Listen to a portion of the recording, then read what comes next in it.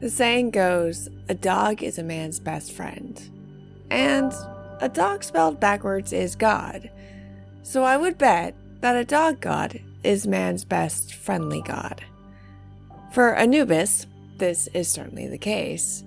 Jackals, specifically the African golden wolf, Canis lupaster, were not fully domesticated in ancient Egypt, even if it was the same way as cats are. So, they were not typically kept as pets due to their wild, aggressive nature, but they were revered while living on the fringes of settlements and served as an inspiration for Anubis. Anubis evolves throughout Egyptian history, beginning as a composite funerary deity with various local associations in the pre-dynastic and early dynastic periods. Over time, he becomes a more standardized jackal-headed guardian of the dead, and today he is interpreted flexibly in contemporary art and scholarship.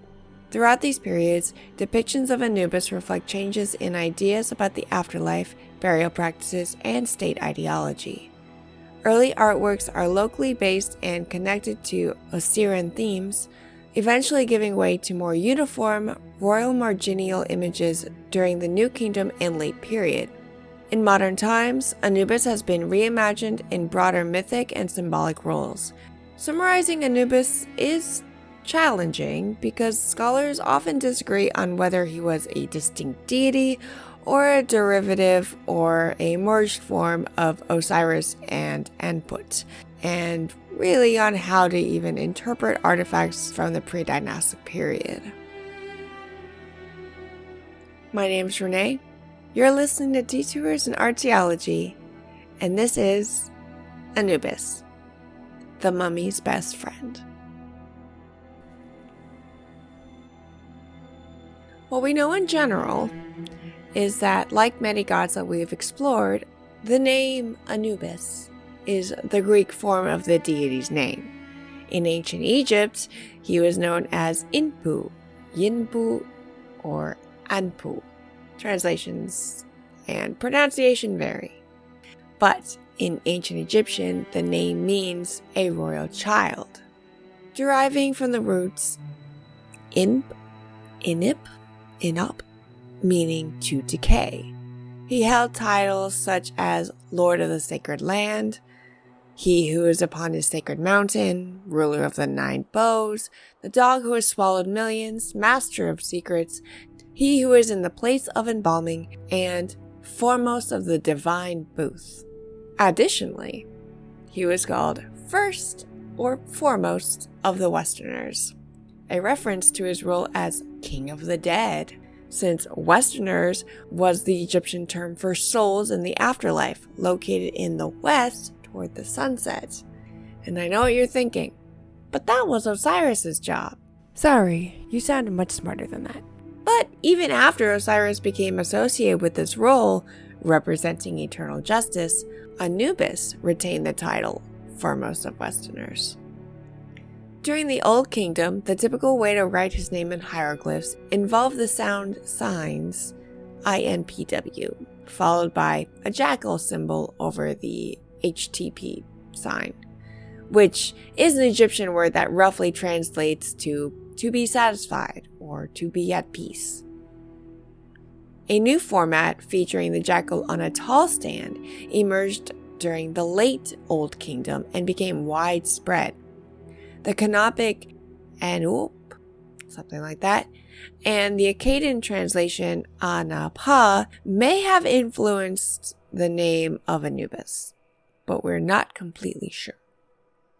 The canid, so the jackal, which Anubis was modeled upon, has frequently been stated to have been the golden jackal, though the African variant of this animal that was present in Egypt was reclassified in 2015 as a separate species now known as the African wolf, which scholars found to be more closely related to wolves and coyotes than to the jackal. Some scholars have suggested that Anubis is more likely modeled after a fox or the Ethiopian wolf, but nevertheless, ancient Egyptian texts consistently describe Anubis as having the head of a dog rather than the head of a wolf or that of any wild canid. There still remains uncertainty about the species that represents Anubis, so in this, I will still be using the word jackal to make it easier to still talk about the same thing. Anubis is the ancient Egyptian black canid, or a human with a jackal head, the god of mummification and funerary rites, protector of graves, guardian of tombs, and guide of the souls of the afterlife. Emerging in the pre-dynastic period, he famously weighed the heart against the feather of truth, ensuring that only the righteous passed to the afterlife. Prior to this, he assisted Isis in inventing embalming to resurrect Osiris, symbolizing protection and rebirth, and therefore created the first mummy. He is also known as Lord of the Silent Land, likely for his connections to the dead who are silent, at least on our side. Anubis protects the bodies from being devoured and supervises the weighing of the heart in the Hall of Two Truths, which I'll talk more about later. The black of his fur is a symbol of the fertile soil of the Nile, like Osiris, representing birth and renewal rather than death itself. However, it does also depict the corpse's discoloration after embalming. Sometimes Anubis is associated with Wep-Wawet, another Egyptian god with a dog's head, or rather a more wolf-like form, often with gray or white fur. Historians believe that these two beings eventually merged through Wep-Wawet's association with war and death, leading to Wep-Wawet's recognition as the guide who opens paths to and through the Duat for the souls of the dead. Anubis's female counterpart, or wife, is Anput, a goddess who oversees funerals and mummification. She is also a goddess of protection and is linked to the desert, the domain of the dead.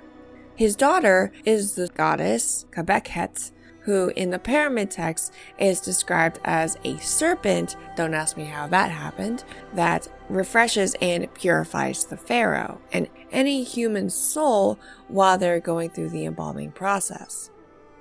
Other symbols include the Wa scepter, the Ankh, and the flail.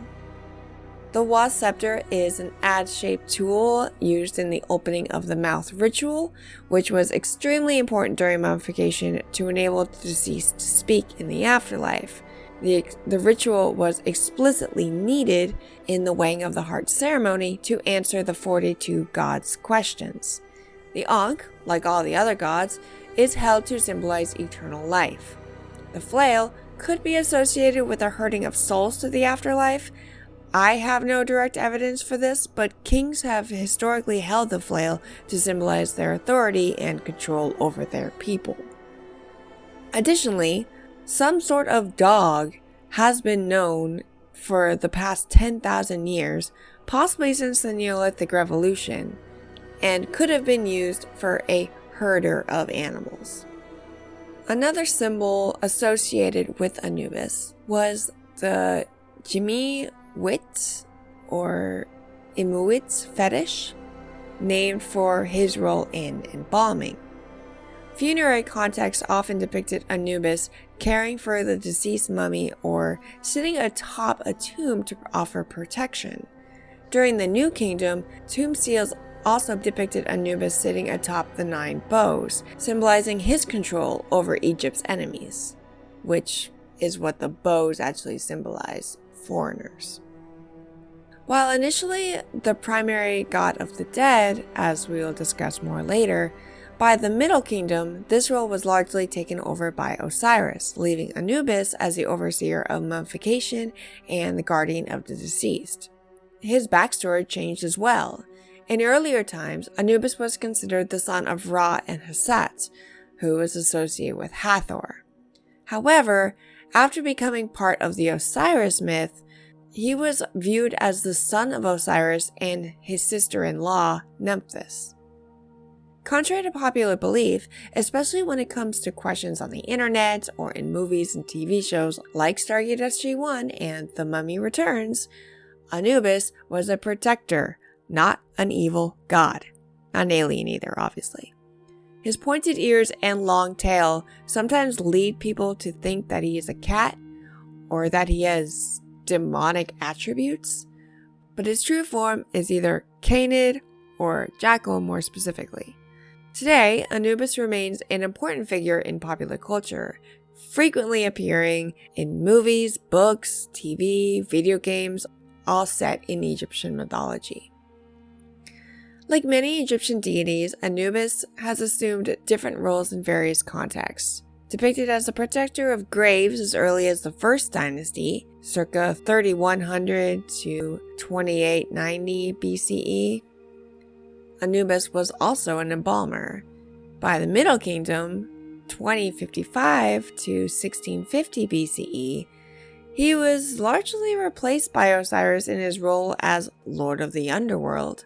One of his prominent roles was as a god who ushered souls into the afterlife. But he still attended the weighing of the heart ceremony, which determined whether a soul would be allowed to enter the realm of the dead, and generally helps people out. And often, Anubis is one of the most frequently depicted and mentioned gods in the Egyptian pantheon. However, few major myths still exist that directly involve him as a main character. Going on a journey through time, in pre-dynastic to early dynastic periods, circa 4400 to 2686 BCE, early signs of local funerary cults include ceramic objects and figurines depicting canids, thought to protect tombs. In some pre-dynastic and early dynastic periods, imagery of the deceased often includes canines or jackals associated with burial rites and tomb protection. Over time, this imagery becomes connected with the figure of Anubis as a distinct deity. Nonetheless, this evidence remains fragmentary and is generally regarded as part of a broader funerary cult landscape that later integrates themes associated with both Osiris and Anubis. This era also saw porous boundaries characterized by a hazy multiform phase in which the roles of deities associated with the dead overlapped, before Anubis became a distinct figure in Egyptian mythology. Originally, the Egyptians saw Anubis as protector of the dead, watching over them from desert hounds that might threaten the resting bodies of ancient Egyptian cemeteries. And almost a homeopathy kind of thing. A dog can protect against other dogs. As Anubis was one of the most commonly depicted gods in ancient art, he appears in royal tombs dating back to the First Dynasty. Typically, he is tending to a king's mummy, assisting in the sacred rituals of mummification and funerals, or standing alongside other gods during the poignant moment of the heart weighing in the halls of two truths. A particularly pervasive image shows him with a human body and a jackal head with pointed ears, standing or kneeling, holding a golden scale as the heart of the soul is weighed against Ma'at's pure white feather of truth. While he played a central role in many early rituals, such as the opening of the mouth, although this ritual has also been linked to Sokar, stories about him eventually linked him with Osiris and Ra, who later became more prominent in the ancient Egyptian pantheon. As a result, only the cults dedicated to these major gods continued to honor him. Although his prominence declined, Anubis did not disappear from Egyptian mythology. By the end of the Fourth Dynasty, 2613 to 2494 BCE, he still appeared on funerary inscriptions on tombs, and Egyptians continued to see him as a guardian of royal tombs in the Valley of the Kings at Thebes. For example, archaeologists have discovered paintings in the region depicting 9 bows, symbolizing hostile underworld forces associated with him. Also, an early cult center at Abydos was dedicated to Anubis, and this made some scholars believe that he ultimately replaced the local Canid god Khenti Amentiu. As I mentioned earlier, an example of a piece of representative artwork that depicts something actually used is the Imiyut fetish, an Egyptian religious object that appears throughout history. It consists of a stuffed, headless animal skin, often feline or bull, tied by its tail to a pole with a lotus bud, then placed on a stand. It's found in early funerary rites, but its purpose still remains a mystery. The earliest depiction of the fetish is on a pre-dynastic lug handle from Naqada II CD, showing intestines taken from a sacrificial bird and tied to it. During the First Dynasty, it appears on seals and labels from kings like Hor, Aha, Jur, Jet, and Den, where it is linked to ritual killings of prisoners. In 1914, the Metropolitan Museum acquired a find near Senusret I's pyramid, placed in a shrine. Ancient Egyptian temples sometimes depict the Imiyut fetish alongside funerary objects. Howard Carter uncovered 2 models of it in Tutankhamun's tomb, and it is interesting to note that the term was believed to have originated as a symbol associated with kingship and tradition, resembling a pole used for hanging intestines of a ritual animal sacrifice. The fetish's symbol name relates to the etymology, where Yimiwut means that which is inside, similar to Yimiwu, which means tumor. Using this context, scholars have reinterpreted the name as connected to embalming, following its association with Anubis and mummification during the 4th Dynasty, and it's sometimes called the Anubis fetish. The roles of gods associated with the dead are not separated clearly during this period. Osiris eventually became the main figure in later funerary beliefs, but early artifacts show overlapping functions among gods of the afterlife, including protective spirits around tombs and chthonic gods linked to the Nile and funerary rites. The University of Michigan's Abydos Middle Cemetery project, led by the Kelsey Museum's curator Janet Richards and involving Kelsey Museum staff and Michigan students and alums, reveals the Egyptian jackal gods at an important period of transition. Old Kingdom 2686 to 2181 BCE and First Intermediate Period 2181 to 2025 BCE remains excavated and recorded by the Michigan team to provide a window onto the changing roles of Egyptian funerary deities, including the jackal gods Anubis and Khenti-Amentiu, set against the backdrop of one of the most important funerary landscapes in ancient Egypt. The Michigan's team excavation of Old Kingdom tomb chambers shows the disappearance of Khenti-Amentiu in favor of Osiris. In contrast, First Intermediate Period votive activity at an Old Kingdom tomb demonstrates ongoing devotions to Anubis. As time progressed into the Middle and New Kingdoms, Anubis became even more commonly depicted in tomb imagery and funerary texts, which makes sense because that's when pyramid and coffin texts became more common. Recognized as distinct black jackal-headed god, he played a special role in the mummification and funerary rites, and arguably the most important. This change fits within the broader themes of Osirian judgment, in which Anubis oversees the mummification, the weighing of the heart, and the safeguarding of the dead in the afterlife. Just like in the Old Kingdom, his iconography often shows him engaged in embalming scenes or closely associated with mummification, highlighting his important role in preparing and protecting the deceased.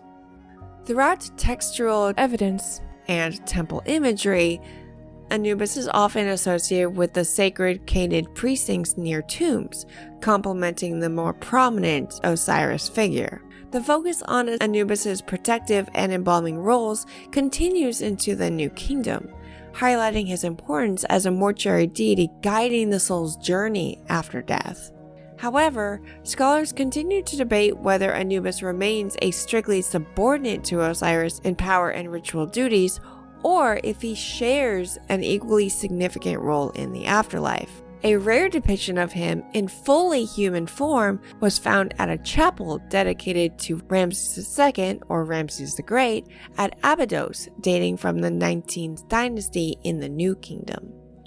But generally during this time, he is shown in the same artwork doing the same things, including adding a little weight on the side of the feather to make sure that the heart would weigh the same amount, so that the person could get into the afterlife. He cheated to help us. In the late to Greco-Roman period in Egypt, there was a consolidation and diversification of Anubis' cult, and mortuary religion occurred under foreign rule and contact with Mediterranean ideas, leading to the expansion of practices.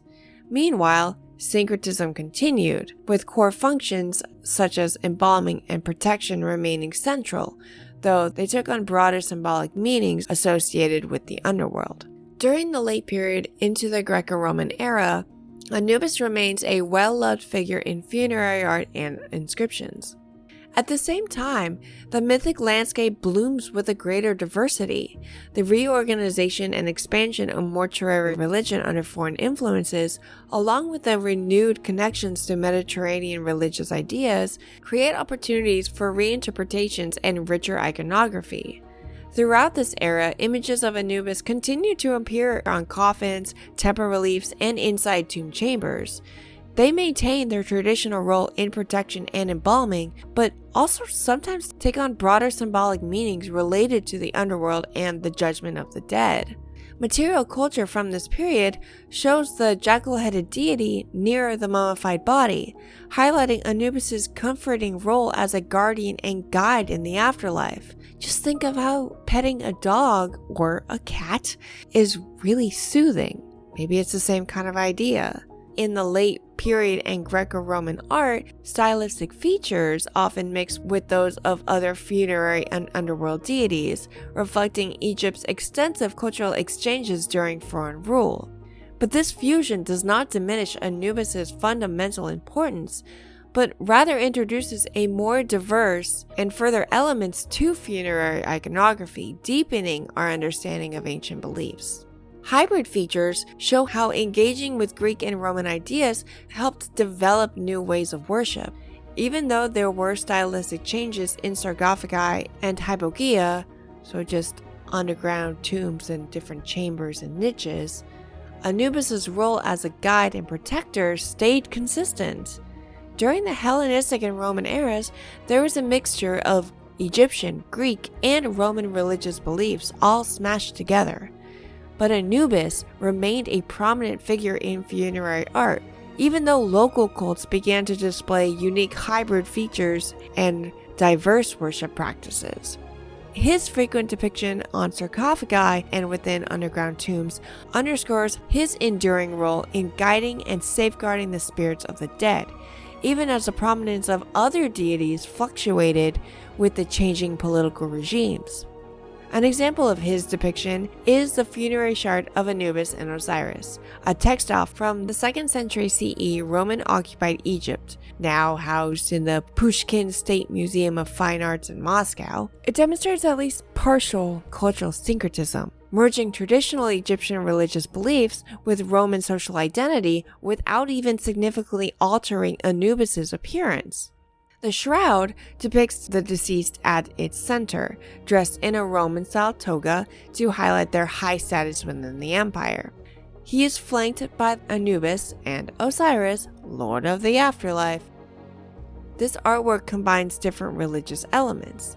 It reflects the shift in funerary art, where realistic encaustic or tempera portraits begin to replace traditional mummy masks, while symbols like ankhs and scepters remained meaningful. This artifact illustrates the resilience of Egyptian spirituality amid centuries of foreign influence, from the Persians to the Greeks and Romans, and highlights the steadfast belief in mummification and the importance of preserving the body for the soul's journey. The mythic and ritual traditions from this period help us see that Anubis' role as embalmer and protector remains steady. Meanwhile, a wider pantheon and its beliefs show changes in style and interpretation, shaped by cross-cultural interactions and evolving burial customs.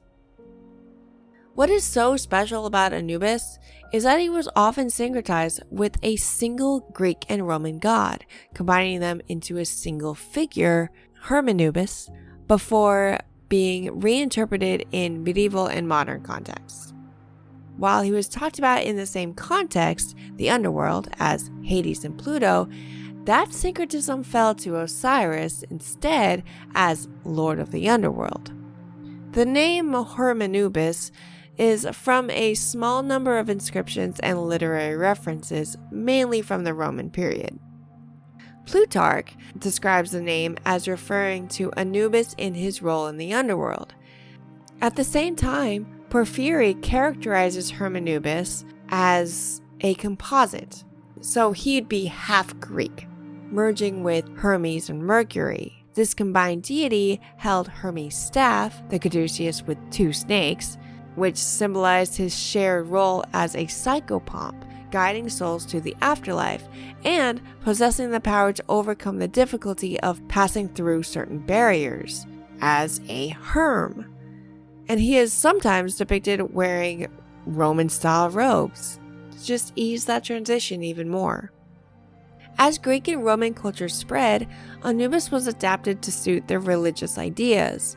Therefore, as I talked about, he was still frequently depicted on coffin and tomb art, portraiture, and funerary symbols from the Hellenistic through Roman eras, maintaining Anubis' core roles. Similar to Serapis, the Greco-Roman deity merging traits of Osiris and the Apis bull, the syncretism of this period was more than decorative. It aimed to modify Anubis' ritual role for a diverse audience, seeking to unify Greek and Roman funerary ideas in both ceremony and politics, and to cover scenes of embalming, psychopomp journeys, and underworld guardianship. The exact relationship between Anubis and Osiris during the Greco-Roman period is still debated, with some scholars suggesting that Osiris still held higher status, while others emphasize Anubis' independent role in hybrid cults. The way syncretism affected Anubis' original imagery varies by artifact and location. Some highlight the preservation of typical motifs, while others point to significant new iconography, especially in Anubis and similar hybrids. Anubis didn't just disappear after the ancient world. During the medieval period, Anubis transitioned from a widely worshipped Egyptian deity to a figure of interest among European alchemists and philosophers. While his traditional role in Egypt burial rites diminished, he was adopted into the early alchemical traditions, often linked with, but not actually, Hermes Trismegistus, thrice greatest Hermes, another syncretic figure combining the Greek god Hermes and Egyptian god Thoth. During the Middle Ages in Europe, alchemists and philosophers often drew upon the beliefs of Ptolemaic Egyptians, keeping the imagery and ideas associated with Anubis alive within their esoteric traditions. While active worship of Anubis had largely faded out by that point, his mythological role as guide to the afterlife and his connection to ancient knowledge continued to influence occult traditions and mystical thought, and Anubis was largely replaced by Hermes Trismegistus in the Renaissance. Funerary practices remain central to the depiction of mummification in art from the 19th to 21st centuries. Over time, their significance has expanded to encompass symbols of mortality, ritual practice, and ethical issues related to the afterlife, particularly in pop culture and emerging spiritual movements. Moreover, modern insights are increasingly shaped by archaeological finds, typologies, and temple reliefs. Contemporary scholarship provides fresh insights into Anubis, linking him to ancient funerary traditions and current cultural discussions. He continues to symbolize key aspects of mummification and the journey to the afterlife, maintaining his significance in art and culture. Modern research highlights his role in embalming, as seen in tomb scenes and coffin symbols, reflecting ancient functions. but today his meanings have expanded. Anubis is often viewed as the guardian, the judge, or the guide between life and death, taking back some of his roles from Osiris. Artists and writers use him to examine mortality, funerary rituals, and moral questions about the afterlife, often depicting his traditional imagery, like the jackal head and mortuary scenes. Furthermore, material culture and archaeology still play a crucial role, with artifacts like coffin texts and temple carvings revealing how Anubis's image and role evolved. This approach allows us to see his consistent importance throughout history, while recognizing regional and chronological variations in his worship and portrayal. As artwork continues to depict Anubis in funerary scenes, portraits, and ritual tableaux, modern representations show both respect for traditional iconography and a willingness to explore new ways of portraying the figure's role and symbolism. The jackal-headed guardian remains a well-known and cherished motif in many artifacts, but increasingly new works imagine Anubis within broader mythical narratives or as part of engaging dialogues about ancient Egyptian religion and its contemporary interpretations, such as in museums, exhibitions, and in popular media. It's really kind of sad that Anubis doesn't have more stories, particularly about him. He's just kind of on all the tomb walls doing the mummification process and then acting as a psychopomp for the soul to get to the Hall of Two Truths to do the weighing of the heart ceremony, helping that soul, and then he's just gone. Probably helping another soul. I mean, a lot of people die, but it's just kind of disappointing to me. So how is Anubis actually shown in the artwork? A few examples of these iconographic changes were his postural variations, which the evidence shows that Anubis's pose changes quite a bit depending on the time and place. For example, at Deir el-Bahari, the earliest picture of Anubis shows him bent over a large smooth disc. This bent pose is very different than later depictions like in Edfu, where Anubis is standing and holding a small tambourine. This shift from a bending to standing pose seems to be more related to local religious interests than to a simple passage of time, especially since both styles coexisted during the Greco-Roman period. His clothing and adornments also changed, and the most detailed records of how things changed over time are found in the funerary assemblages from the Roman period in Theban Tomb 32. Anubis is shown wearing a kilt paired with a tunic that reaches from the waist down to the ankles. We see a clear evolution in the design of the tunic. Earlier examples from 105 to 109 CE feature a woven reticulated pattern, while later ones from 123 to 127 CE showcase simpler vertical lines or less complex decorations. This shift reflects a move away from intricate patterns toward more straightforward minimalistic style within just a single generation. The original design of this garment appears to have started as a cloak and then evolved into a tunic. This transformation reflects broader change in how central figures are depicted on shrouds and coffins, highlighting the increasing influence of Rome on Egyptian funerary art. The gradual simplification of Anubis' tunic pattern from 109 CE to 127 CE illustrates how cultural influence can inspire change over time. As decoration became more straightforward, it coincided with the wider adoption of Roman styles in Egyptian funerary dress. Notable figures started wearing white tunics with black stripes, a distinctive feature in Roman fashion. The fact that this shift happened within just one generation during Hadrian's reign highlights how political integration played a meaningful role in shaping these visual updates. His physical features tend to remain consistent, but occasionally show increasing variation. For instance, traditional depictions often illustrate a long, straight tail seen in the Tutankhamun era art, so the end of Dynasty 18 in the New Kingdom. However, one bronze sculpture is notable for its naturally curved tail, which sets it apart. Interestingly, this sculpture is also the largest bronze Anubis known in various museums, suggesting size differences can be significant. Nonetheless, given our current knowledge, it's difficult to determine whether these differences result from evolutionary change over time or from different functions. The problem with reading anything from archaeology or art is that you have interpretive limitations from incomplete evidence. The curved tail sculpture poses an interpretive challenge due to the absence of provenance, dating, or ritual context. Since we're not sure whether this piece is from a particular dynasty or region, it's hard to say whether the curved tail represents a new style, a regional difference, or just an artist's own touch. Its impressive size could suggest that it was used in specific rituals, but without archaeological details, it's difficult to place within a specific developmental timeline. This is one of the reasons why you never take an artifact out of context, because otherwise we'll never know what it could possibly mean. Context is the most important part of archaeology. Not kidding. Tirade over. Objects related to Anubis vary widely by location and purpose.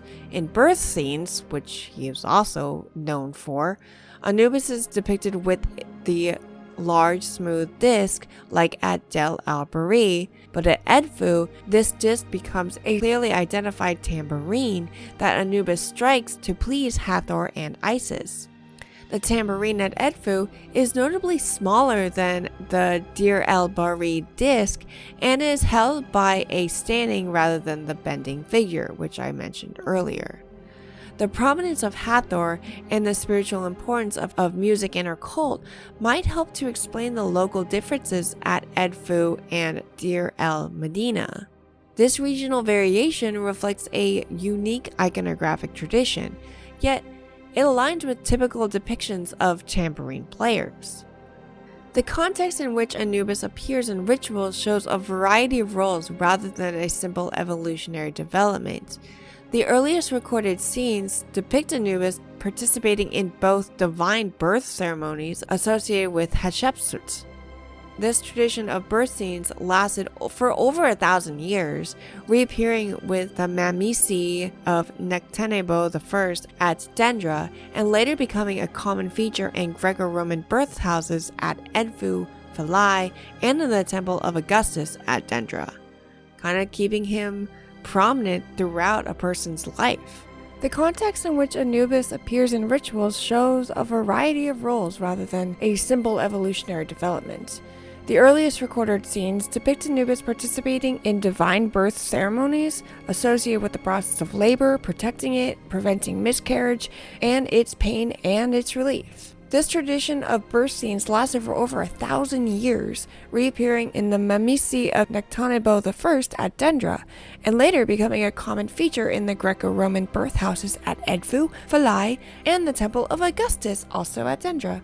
Meanwhile, Anubis continued to serve as a psychopomp in funerary contexts, leading the deceased to judgment before Osiris. This function is illustrated in the Book of the Dead, spelled BD 125, and the related iconography. The distinctive image in Nakht Amun's tomb connects to armed guardian demons from the Book of the Dead, chapters 145 and 146, further highlighting Anubis' associations with protective deities in the afterlife. However, as they are described in only abstract terms, it is difficult to fully understand their place in history or their meanings, and it's hard to say whether this reflects new ideas or ongoing traditions without seeing the complete iconographic analysis. In the different ways Anubis is depicted, whether bending or standing, holding a disc or tambourine, or having a curved or straight tail, actually makes sense in context. Instead of seeing these as contradictions, they can help us understand how they all fit together. The various postures and tools observed at Del el-Bahri and Edfu reflect different religious emphasis rather than evolutions over time. At Edfu, where Hathor played a central role and music was vital to rituals, the depiction of the tambourine fulfilled specific liturgical functions. This custom also appeared at Del el Medina and Esna, indicating a consistent regional pattern linked to Hathor worship. Meanwhile, the Dir el-Bahri scene focuses on participation in birth-related rituals without incorporating music, featuring a larger disc, although whose precise significance remains uncertain. Both traditions coexisted during the Greco-Roman period. This shows that iconographic variation was influenced by more than functional and geographic factors than by the simple replacement of one form with another over time. The fact that both traditions continued side by side suggests that neither can strictly be called innovated or traditional. They both have their own enduring value. There is a consensus that Anubis developed into a unique funerary deity associated with embalming during the Middle to New Kingdom period, although its connection to Osiris remains debated in terms of hierarchy and authority in the underworld. Some researchers emphasize the complex funerary cult landscape of the pre-dynastic era as a foundation for Anubis' later development, while others note that later depictions clearly show Anubis as an independent guardian figure distinct from Osiris in ritual functions, though stylistic similarities with Osiris are well documented. In modern reception, both scholars and artists debate whether Anubis serves as a fixed doctrinal figure or a flexible symbol subject to reinterpretation. Artistic and museum displays reveal both continuity within traditional iconography and a willingness to explore new meanings, reflecting a very dynamic evolution rather than a simple or definitive development. Getting to modern interpretations, start with Stargate SG-1 in the early 2000s. Anubis was the big bad from season 5 till season 8, with the best ending season of the show, fight me. Although in season 5, he was a shadowy entity pulling strings in the background. That is, until he was reinstated as System Lord. But I'm getting ahead of myself. The history of Anubis in Stargate Universe is defined by his unique status as a half-ascended Goa'uld. In the show's ancient history, Anubis was originally a powerful System Lord. Anubis was so ruthless that his crimes were considered unspeakable even by other Goa'uld. Thousands of years ago, with no specific dates of course, Ra led a coalition to defeat him, resulting in his exile. During his exile, Anubis came across a deserted city of the ancients and discovered research into the secret of ascension. To pursue this power without interference from his rivals, he allowed the Goa'uld to believe that he had been successfully executed, giving him the centuries needed to study. He eventually located the planet Keb, a world where the rogue ancient Omadisala resided, where Braytak tells the SG-1 team it is the place that Jaffa longed to go to for true freedom, especially after the Buddhist-like monk tells them that there is no way to ascend while the symbiote is inside the body, because they are pure evil. Well, while the monk and temple at Keb are modeled on Buddhist Tibetan monasteries, the name is based on real Egyptian mythology, which the show accurately calls out as the place where Isis fled with the infant Horus, even though that's also called Buto in different mythological stories. This Keb name actually came from a 1907 article, so I'm not sure how well that has actually held up. When watching the show straight through, one is meant to ask, and Daniel actually does in Season 8 episode Threads, how Anubis could have ascended at all, even though he was only halfway there. Well, since Anubis was manipulative, and one could argue intelligent, he managed to pass the test Omadisala required of those seeking to ascend, successfully deceiving her into believing that he was a worthy and enlightened soul. By the time Omadisala realized his true nature, the process had already begun. Although the other ascended ancients attempted to cast him back down, they only succeeded in leaving him in a half-ascended state, trapped as energy between the mortal and higher planes. During the show, they never get involved in anything he does, even when he attempts to wipe out all life in the galaxy so he can remake it using a piece of ancient technology. Daniel, while deciding whether to ascend while sitting at a diner way station between ascension and death, is able to talk Omadasala into finally intervening, engaging Anubis in eternal battle on the ascended plane. Anubis' threat to the galaxy was unique because he didn't just possess the brute force of a Goa'uld. He had forbidden cheat codes of the universe. Due to the strict loophole, he was only permitted to do anything that a normal Goa'uld could do with the right resources. Bullshit. Since he relied on physical machines rather than magic ascended powers, his technological terror complied with the rules of the lower planes. This interpretation makes it more complex for people to understand Anubis today. While we know it's a TV show, they chose the deceased person's best friend as the closest approximation to an actual evil god before the Ori show up in the final 2 seasons and the first post-series movie. Additionally, with underlings like Osiris and Thoth, it seems as though the writers aimed for a more pre-dynastic vibe with his power set, since he was the dominant death god before Osiris became more prominent starting in the Old Kingdom. In various video games, Anubis is featured in different ways. In Assassin's Creed Origins, which takes place in Egypt, he appears as a giant boss during a special event called the Trial of the Gods, starting at level 40. He sends sandstorms and fire dogs at you, and blocks out the sun for a second while standing ass high in the sand. Like most boss battles, you have to dodge the attacks while shooting arrow after arrow at him until his health bar runs out. In Smite, Anubis is a playable character who fights as a mage and uses his abilities related to death, making his story yours for that playthrough. Of course, I couldn't leave out a mention of Lara Croft and the Temple of Osiris. In that, you actually have Osiris and Isis as playable characters, at least in team play. Many descriptions of that game say that Anubis is the big bad, but if you actually watch the cutscenes or listen, Lara does say Set. So even though the giant dog-headed man looks exactly how one assumes Anubis would look, it's not him. In Tomb Raider, so I think the first one, Lara retrieves the seal of Anubis and finds a massive statue of him and Horus beneath the Sphinx in the Sanctuary of Sion. Plus, according to the various Lara Croft or Tomb Raider wikis, Anubis is also the son of Set, which isn't remotely based in mythology. Even though I guess you could say that, oh yeah, Set was the husband of Nephthys, so therefore he was the one who had a baby with her, but that doesn't track. I haven't played most of these games, so I can't say for certain whether the wiki info is true, but I'll trust it to serve as my Anubis to the afterlife of old games.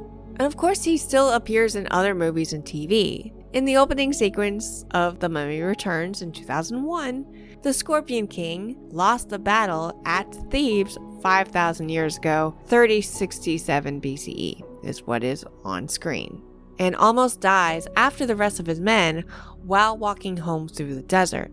According to the storyteller Ardith Bey, he, quote, makes the pact with the dark god Anubis, unquote, to trade his soul for conquering his enemies, and Anubis answers in the affirmative with a scorpion coming out of the sand. For one thing, the scorpion is not part of Anubis' symbology, but it was the Scorpion King, so I'm gonna let that go. Once the Scorpion King takes the bite of the arachnid, an oasis pops up around him, and he gets command of Anubis' whole army of Anubis-like jackal-headed warriors. Quote, and like an evil flood, they washed away all that lay before them, unquote. For one thing, 3067 BCE was the early stages of the early dynastic period. following the unification of Upper and Lower Egypt. This era saw the consolidation of power by the first pharaohs, with kings like Hor-Aha, which I did mention earlier, strengthening centralized control and establishing the capital near Memphis. Thebes was thought to have been inhabited from possibly around 3200 BCE, but the earliest monuments in the city that we still can study date to around the 11th dynasty, when the rulers of Thebes united Egypt and made Thebes the capital of Upper Egypt. Much later. At the time, it was likely still a small trading post. It wouldn't have looked anything like the city that was shown in the movie. For a second thing, Anubis didn't have an army in any part of mythology, and it is perfectly clear by now he wasn't evil or a conqueror. Okay, well, one more thing. What is also strange is that the Scorpion King's golden bracelet is already worn by the king during his first battle, with the head of the jackal on the body of the scorpion. So I guess it makes sense why he was praying to him and then he wanted to make a pact with him in the first place. But why did he already combine them? That also doesn't show up in the mythology. But moving on, surprisingly, despite the many inaccuracies in the movie Gods of Egypt, they actually managed to depict Anubis correctly, at least as far as fitting into the story's plot. He guides the female character into the duat, and at least during the film's climax, he interacts with the scales, acting as the judge. This is only incorrect if you don't acknowledge the original telling of myths prior to Osiris's main myth. Neil Gaiman's American Gods features Mr. Jackal as a serene and precise representation of a god portrayed as a funeral parlor owner. Meanwhile, Rick Riordan's The Kane Chronicles series presents Anubis as a wise and approachable guide who also becomes a love interest for one of the main characters. In Dungeons & Dragons mythology is the god of judgment and death, guardian of the dead, and judge of the dead, a role Osiris assumed from him in the actual mythology and the pharaonic pantheon in D&D. His symbol is the black jackal. Over time, he became known to planar travelers as the guardian of the dead gods on the astral plane. He is lawful neutral in 5e and 3e, but lawful good in 2e and 1e, always with his focus being on death and grave domains. This version of Anubis is the son of Isis and Nephthys. In-game, there is some scholarly debate among planar travelers as to whether the guardian of dead gods on the astral plane is the original Anubis or a separate aspect of his divinity. Although we have seen examples from both sides, modern media often emphasizes the frightening aspects of death, frequently portraying Anubis as an evil ruler or leader of the undead. Additionally, a modern visual trope shows him wearing a nemes, the striped pharaonic headdress as seen in The Mummy Returns. But this is rarely supported by the ancient depictions. Luckily, Anubis has such an enduring legacy. He has long been admired for his role in protecting and preparing the deceased, a theme that remains consistent throughout history and to this day. From the early pre-dynastic period, we see his role gradually change from local funerary customs to a prominent place in mortuary traditions. Today, Anubis is reinterpreted within broader discussions of myth, religion, and culture. Museums, scholars, and modern artists see him as a link between ancient rituals and spiritual themes like mortality, memory, and transformation. This development highlights his evolution from strictly funerary figure to a versatile cultural icon, capable of adapting across multiple artistic and ideological contexts while still referencing his original symbols that define his identity. Artworks also reflect this story, starting with the regional portrayals of funerary scenes, transitioning to standardized images of embalming and guardianship, and ultimately to contemporary artworks and scholarly discussions, even in games, that explore Anubis within broader themes of death, memory, and ritual. What stays the most constant is his enduring role as protector and guide of the dead, a crucial function that has persisted over thousands of years, even as modern perspectives add new layers of meaning. Thank you so much for listening to this episode of Detours in Archaeology.